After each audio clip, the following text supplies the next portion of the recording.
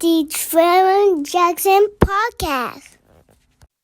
Switching up the topic though, Gucci Man, he just released his book.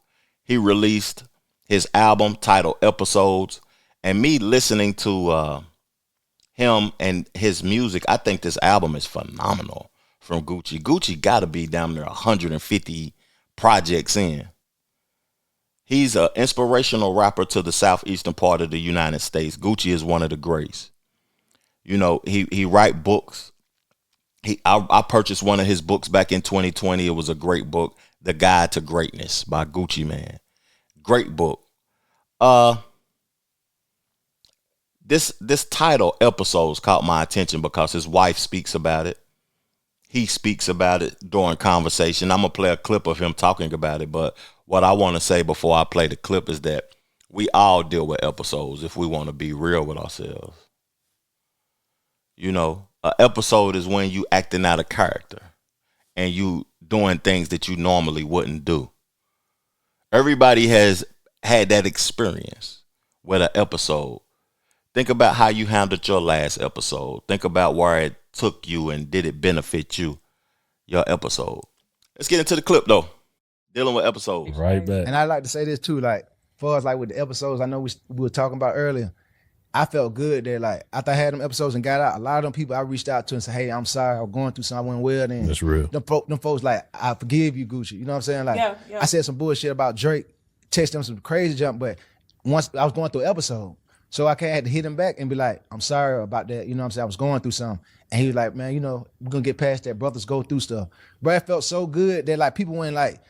Understood, because I'm straight like I'm sorry to everybody. I said anything, cause I'm just tweeting, I'm just texting people, and I might did it to 30 people. Yeah. Some people like don't want to hear it. You said something that was so offensive, they just don't fuck with me no more. But a lot of people was like, man, we gonna get past that. It ain't no big deal, and I'm like appreciative of that. And they not trying to hold on to that grudge. Yeah, But do you appreciate it so much because like I probably wouldn't have forgave you. No, I'm like that too. For real, it's like that. Like I probably wouldn't have forgave you. It's people who I won't forgive. You feel they don't get no comeback. They can't come around me no more. Yeah. But somebody forgave me though. So that makes you be like, damn, I really take that to heart because I know how I am. Like I really hold a grudge till you go. But let's say for instance, like Thug said some stuff about me or whatever, right? Yeah. And it came on the internet. But then he made a song and say, "I miss my dogs" about me. I immediately accept the apology because I done been there. Yeah. And I wanted somebody to forgive me. I know how that it's like a weight on you. Mm-hmm. Yeah. You know what I'm saying? You want somebody like, bro, it's okay. You know what I mean? Talk to I ain't talked to him. Yeah. But like I said, do forgive him. Yeah, I forgive him. Yeah. That's all. Yeah. Life is crazy. You can forgive, but I expect you to not forget. Him talking about forgiving and apologies, and it reminds me of the time when he was just going on that tweet craze where he was talking crazy about everybody. And he was talking about that was a time when he was on lean perks and it just wasn't a good time in his life. He knew he was going to jail. He was in a dark space. The reason I keep talking about this is interesting because everybody have episodes. We just seen Young Thug have an episode that was exposed to the world with his jail phone calls being released. He was having an episode. Like if somebody is going through something and dealing with something that you disagree with, can you forgive them? Will you accept their apology? Because we all deal with things. We all go through things. It's just the reality of it. An episode. I like that. I like that he's promoting this, and it's kind of a healthy thing also to be speaking this way, coming from a nigga that's from the streets, that's very influential to the street. Gucci is one of those artists that put a lot of people on, man. He put the Migos on. To me, he elevated Nicki Minaj to a space that made Young Money want to sign her. That's just me being honest. Because she was doing those songs with Gucci Man on those mixtapes. Yo Gotti, man, a certain artists, the biggest artists from Memphis, Yo Gotti and Young Dolph, they was up under Gucci man. When that Ridiculous and that Bricks and all of that stuff came out on those mixtapes, that elevated Yo Gotti to a place of a boss status. What Yo Gotti done after that, salute to that, he elevated and evolved himself, but that, coming from up under that Gucci Man tree had an impact on his career. French Montana, Young Thug, all of these people that he put in position in Atlanta is crazy. From producers to Zaytoven and 808 Mafia and just a lot of those guys, man. They come from up under that Gucci Man tree.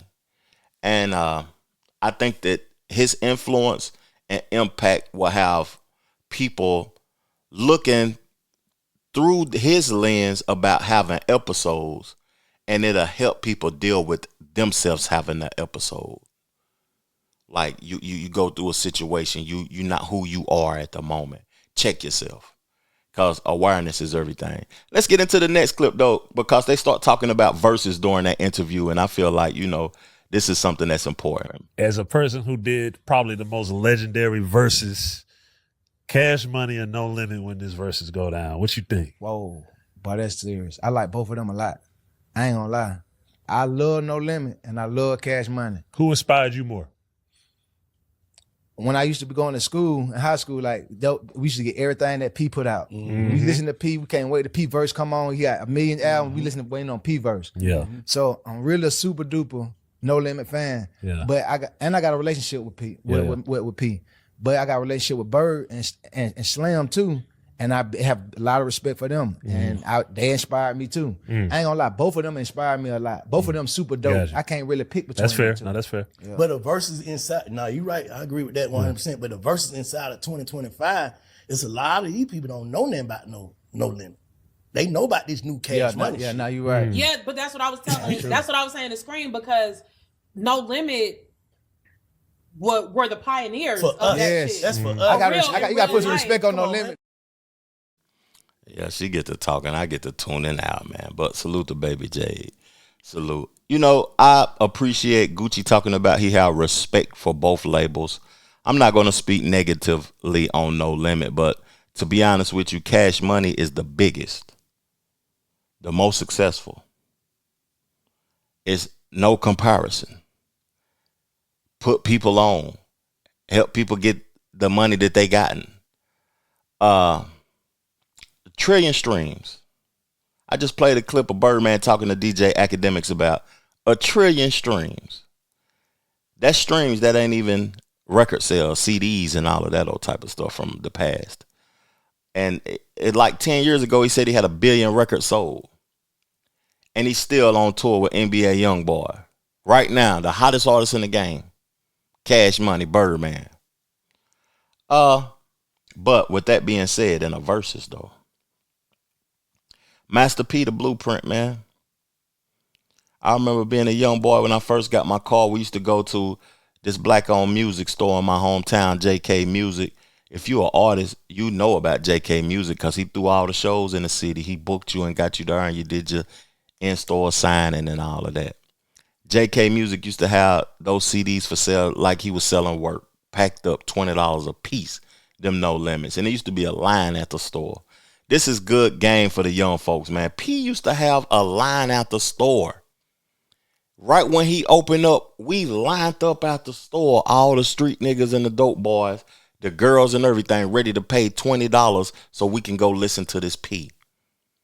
Not this P, let me stop, pause. This No Limit. Anything that they drop to.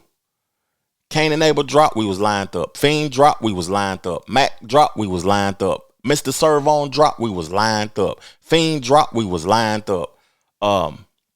Silk the Shocker drop, we was lined up. True drop, Silk C and P, we was lined up. C Murder drop, we was lined up. Snoop Dogg drop, we was lined up. Sons of Funk drop, we was lined up. Mia X drop, we was lined up. Out in front of that store, $20 a piece. Niggas sell out by noon and close the store down. If you was a local artist and you dropped on the same date as P, it was beneficial because your album got seen in the store also. We couldn't just pick up our phone and listen to it. We had to go buy it. So to the youth, that's a different experience. And that man got up $400 million trapping them CDs and them albums like that. And I feel like whoever curate the show is going to have a important part because P got some songs, man, that No Limit Soldiers that break them off something. Those West Coast albums where he had E40 and all them boys on there. Hard. Silk the Shocker songs. That C Murder come on. That C Murder come on. With that Snoop Dogg, it's different. Mystical. He got a song that is kind of comparable to Back That Ass Up. That Shake It Fast. Watch yourself. Shake it fast. So I'm entertained. I'm going to be streaming it live on my channel next weekend. So I'm going to be here curating the show. I'm going to have a call-in number so we can talk about the verses and everything. And I appreciate y'all, man. If you're new here, make sure you subscribe to the channel. Real talk, so you can become part of the La Familia. But, you know, the Verzuz talk didn't end with No Limit and Cash Money. It kept going. Facts. Yeah. Hey, now you said something about the verses. Do you feel like when you remember after you did that and then he did, Jeezy did his part, you felt kind of like, damn, the nigga just got over there. Now, I'm gonna tell you something. I ain't never said this though. After I did what song I did? The Truth. Yeah, the truth. True, yeah. I'm glad that he stopped and did what he did. Yeah. Because if he would have played Stay Scrap, I don't think I could have took it. What was there? I'm telling you. Shit. That's what, like I guess he seen the situation. Said let's calm it down. Yeah. Because it would have been like a volcano. It would have. Oh, you was already ready to go there. I seen you moving. I seen you. I was ready. I was ready to go there. You had on the coat. I really was in the heat of the moment. I didn't even intend for it to be like that. I didn't intend to go there like that. Yeah. But then it's like once you get there, it's like it just Fuck all that. Man, it just gloves off.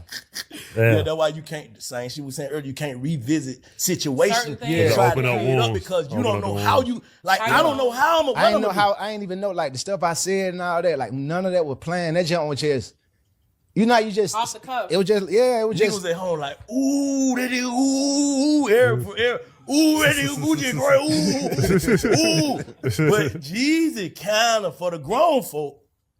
You know what, brushed in the Olive Branch did all that shit he did then. I On tell the you realest what. nigga, that shit kind of was hard too, though. Yeah. I respected it. Yeah, I but you respect said it if you because- trying to come back and stay strapped, you throwing the mic Because all see, type of listen, shit. I thought that I'm the level-headed one. I'm like mature now. So like that side of me don't come out no more. Yeah. So that's how I came going into the verses. But once I started the verses, it seemed like he was more level-headed and calmer than I was. You feel me? Yeah. Because I'm dropping dish records. He didn't drop no dish records. yeah. You feel me? Yeah. But that's how I looked at it. Like, damn. So it kind of made me. I ain't Who gonna say. with you? Who with you? Oh, I had it with me. What they were saying? what they were saying when the truth was playing? They were rapping it. Man, they ready. They ready. I want to give Gucci Man a round of applause before I give my take.